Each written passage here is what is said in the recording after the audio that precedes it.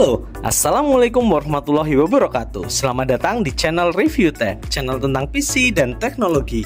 Channel khusus yang membantu yang masih awam tentang rakitan PC agar tidak tertipu embel-embel PC gaming jadul yang cuman modal RGB. Semua link pembelian saya cantumkan di deskripsi. Oke, ini adalah rakitan PC episode ke-6. Buat teman-teman yang mau lihat rakitan PC episode sebelumnya, saya sudah buatkan playlistnya ya, silahkan ditonton. Rakitan kali ini saya menggunakan AMD A10 7800B. AMD terus bos, bosen bos. Sementara barang yang ada saat ini AMD semua ya. Tapi PC ini saya jual. Nanti hasilnya kita bikin rakitan PC dari Intel. Prosesor yang saya gunakan AMD A10 7800B. Ini adalah salah satu prosesor mentok kanan dari AMD A series. Memiliki frekuensi 3,5 GHz, 4 core dan 4 thread dengan TDP 65 watt. iGPU-nya memiliki 8 core dengan base frekuensi 720 MHz, mirip dengan A8 7500. Harga prosesor ini di marketplace 230.000. 2. HSF. Saya menggunakan HSF standar AMD yang saya beli seharga 16.000. Sebaiknya jangan pakai HSF ini kalau mau overclock prosesornya. Tapi karena saya cuma overclock GPU-nya, jadi aman-aman saja. 3. RAM. Saya menggunakan RAM 2 keping dari tim Elite, totalnya 8 GB, memiliki SMP 2133 MHz dengan CL10. Saya membeli 2 keping RAM ini seharga 190.000, tapi sekarang sudah habis di tokonya.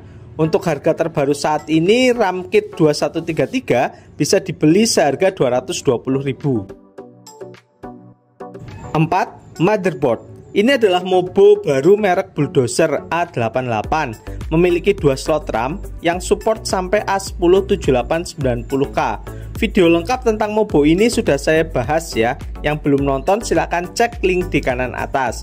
Harga motherboard ini adalah 375.000. Komponen kelima, SSD.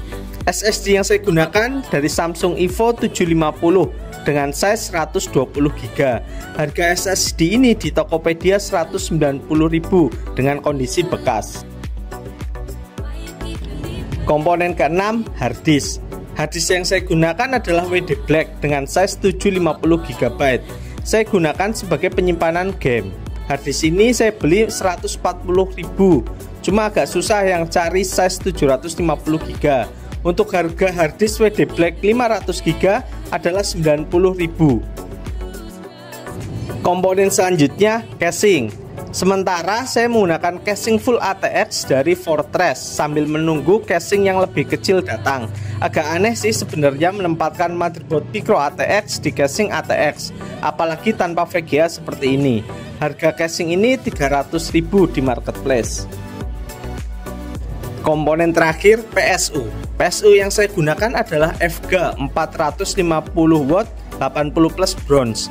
Saya dulu beruntung sekali dapat VGA ini di harga 200.000. Kalau teman-teman berminat dengan PSU FG bisa beli mulai harga 275.000 dalam kondisi bekas. Jadi total rakitan PC episode kali ini adalah 1.696.000.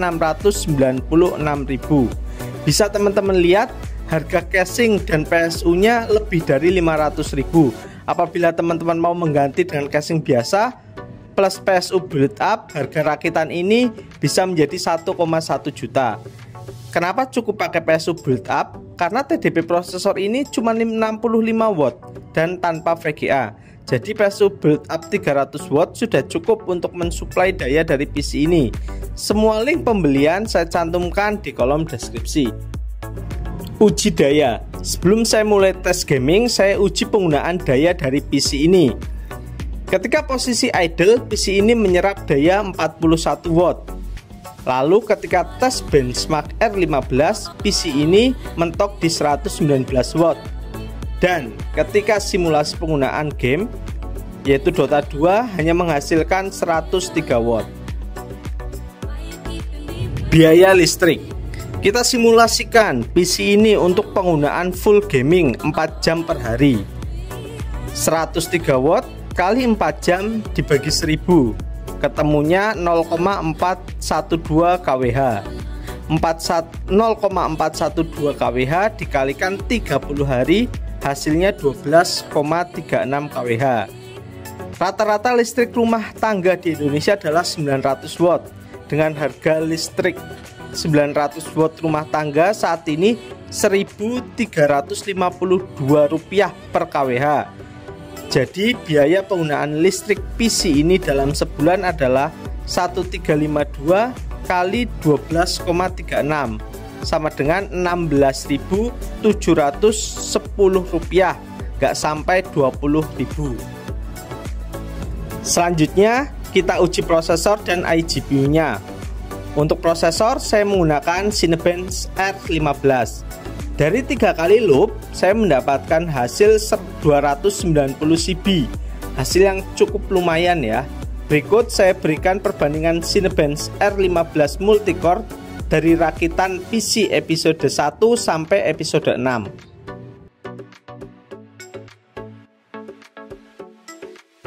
Untuk uji iGPU saya menggunakan Unigine Heaven dengan setting 768p high di DirectX 11. Hasil dari pengujian ini mendapatkan skor 689, skor yang lumayan oke. Saya juga tampilkan perbandingan beberapa GPU yang sudah pernah saya tes.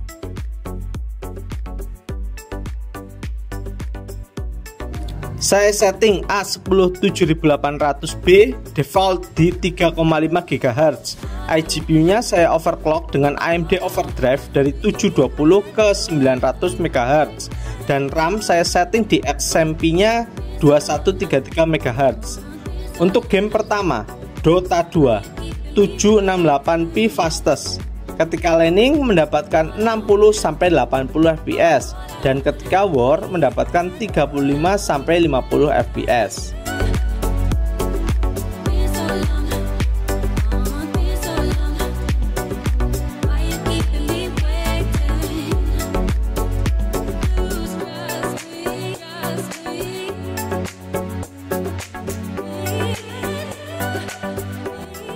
Game kedua CSGO dengan setting 768p high mendapatkan FPS 30-40 fps.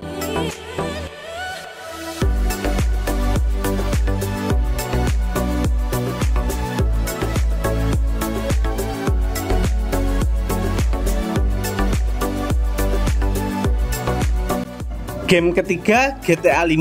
Akhirnya saya bisa mencoba game ini.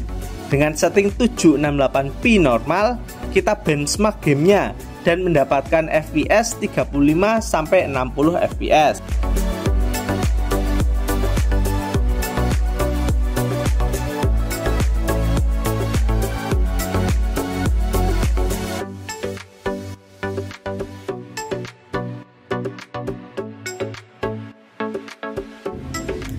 Game keempat Honkai Star Rail dengan setting 768p low mendapatkan 30-45 fps.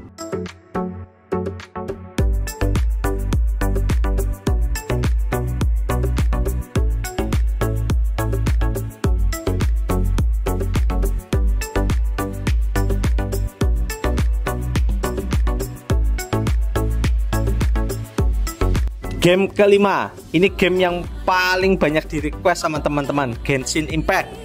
Dengan setting 768p low, FPS-nya sangat stabil di 30-35 fps, tidak ada drop FPS.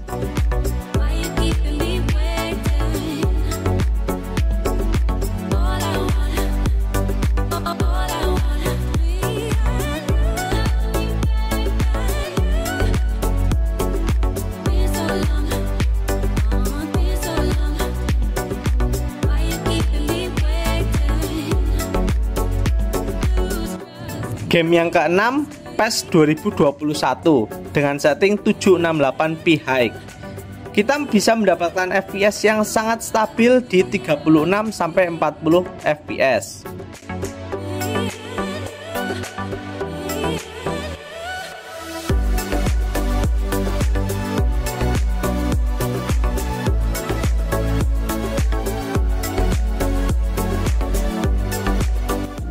Game terakhir Far Cry 5, setting 720p low. Kita bisa mendapatkan FPS yang stabil di 29 sampai 32 FPS. Jadi bisa menyelesaikan game ini cukup dengan A10 7800B tanpa perlu VGA tambahan.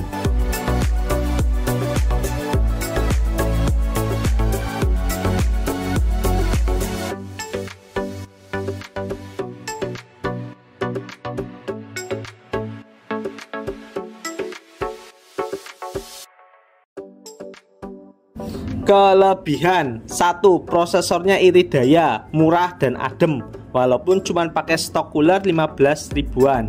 2. Jaminan awet karena tidak perlu merawat VGA. Ini adalah pengalaman pribadi saya selama 6 tahun menggunakan AMD A series, sangat awet. Yang ketiga, sudah support PCIe 3.0, SATA 3 dan USB 3 depan belakang. Kekurangan: prosesor ini sudah mentok. Jadi misal mau menaikkan performanya bukan dengan ganti prosesor, tapi dengan menambah VGA eksternal.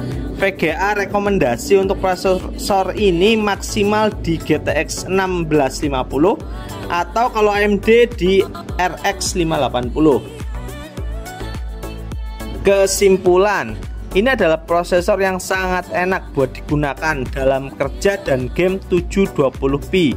Sangat hemat daya, mudah dan murah perawatannya.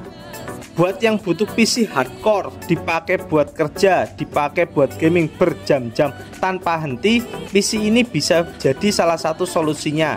Dengan catatan PSU-nya harus bagus. Demikianlah video rakitan episode ke-6 dari channel Review Tech. Apabila ada saran atau masukan bisa chat di kolom komentar. Dan apabila suka bisa subscribe dan share video ini. Terima kasih. Wassalamualaikum warahmatullahi wabarakatuh.